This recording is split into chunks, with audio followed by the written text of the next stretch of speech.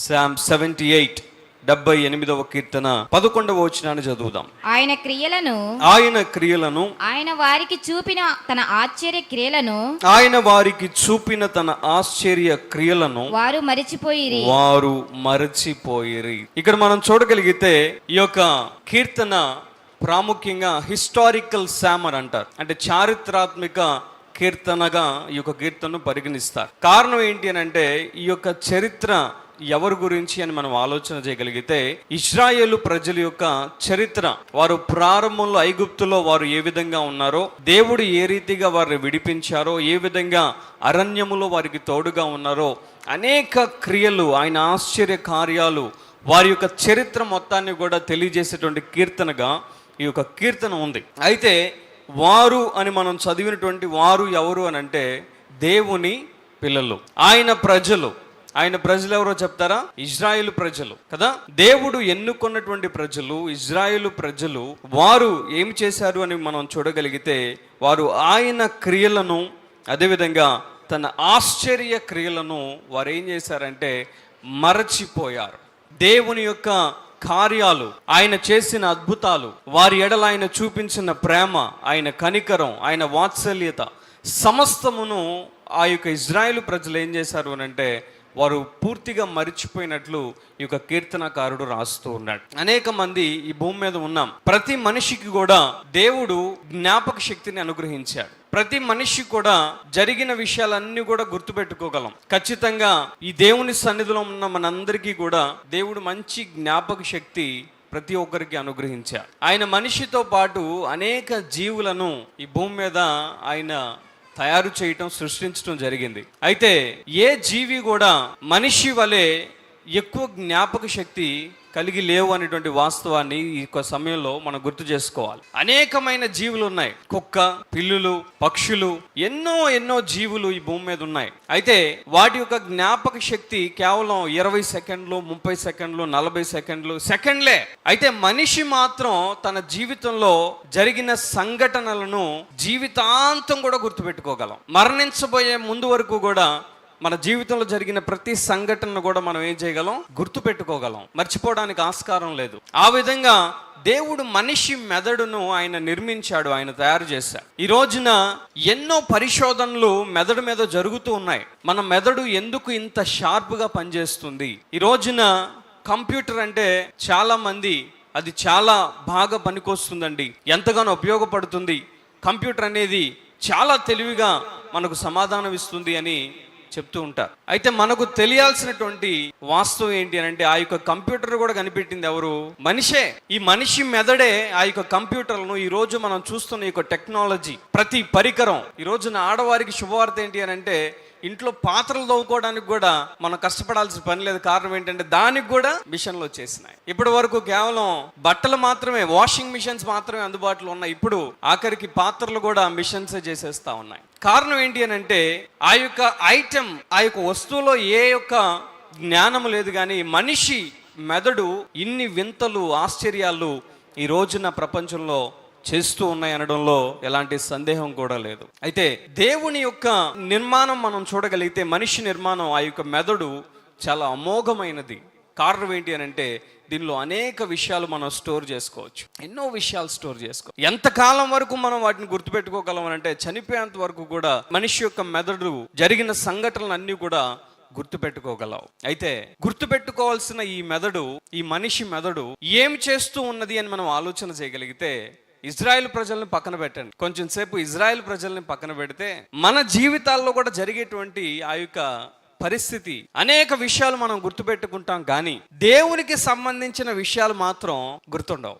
దేవునికి సంబంధించినటువంటి ఆశ్చర్య కార్యాలు కానీ, ఆయన మన జీవితంలో చేసినటువంటి కార్యాలు, వాటిని మనం ఎక్కువగా గుర్తుపెట్టుకోం. ఒకవేళ తోటి విశ్వాసి కానీ, నువ్వు పనిచేసేటువంటి చోట కానీ ఎవరైనా నిన్ను ఒక్క మాట అంటే, ఒక మాట నీకు వ్యతిరేకంగా అంటే జీవితాంతం గుర్తుపెట్టుకుంటావు. ఆ మాటని మర్చిపోవు, అలాగే మైండ్లో గుర్తుండిపోతుంది. కారణం ఏంటి అంటే ఏదో ఒక రోజు ప్రతీకారం తీసుకోవాలి. మనిషి మెదడులో దేవుడిచ్చిన జ్ఞాపక శక్తిని మనిషి దేనికి ఎక్కువగా వినియోగిస్తూ ఉంటాడు అని అంటే ప్రతీకారానికి, శత్రుత్వానికి ఎక్కువగా ఆ యొక్క జ్ఞాపక శక్తిని వినియోగిస్తూ ఉంటాం. అయితే దేవునికి సంబంధించిన విషయాలను గుర్తుపెట్టుకునే విషయంలో మాత్రం ఆ జ్ఞాపక శక్తిని మనం వినియోగించాం, మర్చిపోతాం. అందుకే అనేక సార్లు మన దైవజనులు ఒక మాట చెప్తూ ఉంటారు, పోయిన ఆదివారం ఏ కూర వండుకున్నామో గుర్తుంటదేమో కానీ దేవుని వాక్యం ఏమి విన్నామో గుర్తుండదట. నిజమే, చాలా మందికి కూడా పోయిన వారం ఏ కూర తిన్నామో సరిగ్గా చెప్పగలరు కానీ పోయిన వారం దేవుని వాక్యం ఏమి విన్నామో కూడా చెప్పలేని పరిస్థితిలో అనేక మంది ఈ రోజున ఉన్నారు అనడంలో ఎలాంటి ఆశ్చర్యం కూడా లేదు. కారణం ఏంటి అని అంటే దేవునికి సంబంధించిన విషయాలను మనం ఎక్కువగా మరచిపోతూ ఉంటాం, వాటిని ఎక్కువగా గుర్తుపెట్టుకోవాలని కోరుకోము.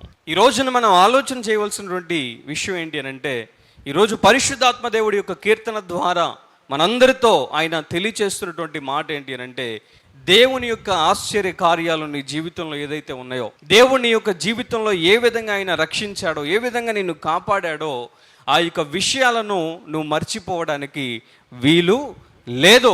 దేవుడిచ్చిన యొక్క మెదడులో నువ్వు చేయవలసింది ఏంటి అని అంటే, ఆయన చేసిన ఆశ్చర్య కార్యాలు మనం స్టోర్ చేసుకోవాలి, మన హృదయంలో వాటిని నింపుకోవాలి, మన మెదడులో వాటిని దాచుకోవాలి. దేవుడు మన జీవితంలో చేసిన ప్రతి కార్యాన్ని, ఏ క్రియను కూడా మనం మర్చిపోకూడదు అనేటువంటి విషయాన్ని ఈ రోజున పరిశుద్ధాత్మ దేవుడు మనకు తెలియజేస్తున్నాడు. ఎందుకు మర్చిపోకూడదు, ఎందుకు వాటిని మర్చిపోకూడదు అంటే, ఇక్కడ రాయబడి ఉన్నటువంటి మాట 4వ వచనాన్ని ఒకసారి చదువుతాం. ఈ యొక్క దేవుని క్రియలను మనం గుర్తుపెట్టుకోవడం ద్వారా కలిగేటువంటి ప్రయోజనం ఏంటో ఈ సమయంలో మనం చూద్దాం. యెహోవా స్తోత్ర క్రియలను, ఆయన బలమును, ఆయన చేసిన ఆశ్చర్య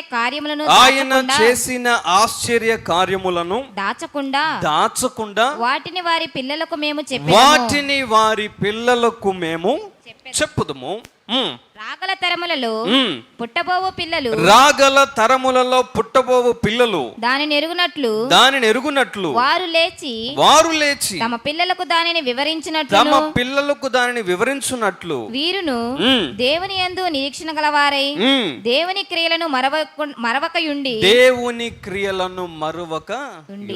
చూడండి, మనం ఎందుకు మరచిపోకుండా ఉండాలి, ఎందుకు దేవుని క్రియలను మనం మరచిపోకూడదు అంటే కారణం ఏంటి అని అంటే, నీకు ఎప్పుడైతే ఆ యొక్క దేవుని క్రియలన్నీ కూడా నువ్వు గుర్తుపెట్టుకుంటావో, నీవు నీ పిల్లలకు దాన్ని చెప్పగలవు. ఏం చేయగలవు? నువ్వు పిల్లలకు దేవుని గురించినటువంటి విషయాలు, ఆయన నీ జీవితంలో చేసినటువంటి కార్యాలు, ఆయన నీ జీవితంలో చేసినటువంటి క్రియలన్నీ కూడా గుర్తుపెట్టుకున్నప్పుడు నీ పిల్లలకు దాన్ని వివరించగలవు. అప్పుడు నీ తరమే కాదు, నీ తర్వాత తరము కూడా ప్రభు రక్షణను వారు పొందుకొని ఉంటారు. ఈ రోజున ఏ విశ్వాసిని కదిలించినా కూడా, పాస్టర్ గారు మా అబ్బాయి నా మాట అసలు వినట్లేదండి, తాగుతున్నాడండి, చెడు తిరుగుతూ ఉన్నాడు, నా మాట వినట్లేదు, దేవుని మందిరానికి రావట్లేదు, ఇలా అనేకమైనటువంటి కంప్లైంట్స్ ఈ రోజున తల్లిదండ్రులు పిల్లల మీద చెప్తూ ఉన్నారు. ఆలోచన చేయండి, నిజముగా దేవుడు నీ జీవితంలో చేసినటువంటి క్రియలు, ఆయన నీ జీవితంలో చేసిన మేలు, ఆయన ఇచ్చిన రక్షణ నీవు నిజముగా గుర్తుపెట్టుకొని మరచిపోకుండా నీ బిడ్డలకు నువ్వు తెలియజేస్తే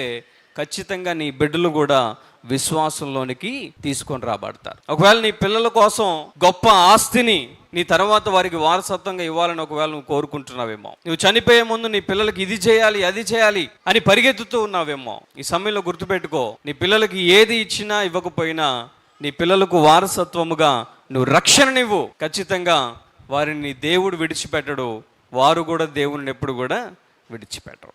కాబట్టి దేవుని యొక్క క్రియలు ఏదైతే మన జీవితంలో ఆయన చేశారో, ఆశ్చర్య కార్యాలు ఏదైతే చేశారో, వాటన్నిటినీ మన యొక్క జీవితాంతం ఈ జ్ఞాపక శక్తిని శత్రుత్వానికి కాకుండా, ఈ యొక్క జ్ఞాపక శక్తిని ప్రతీకారానికి కాకుండా, దేవుని క్రియలను గుర్తుపెట్టుకున్న విషయాలన్నీ కూడా మన పిల్లలకు వివరించి వారిని కూడా రక్షణ మార్గంలోనికి తీసుకొని రావడానికి అటు కృప దేవుడు మనందరికీ అనుగ్రహించును గాక.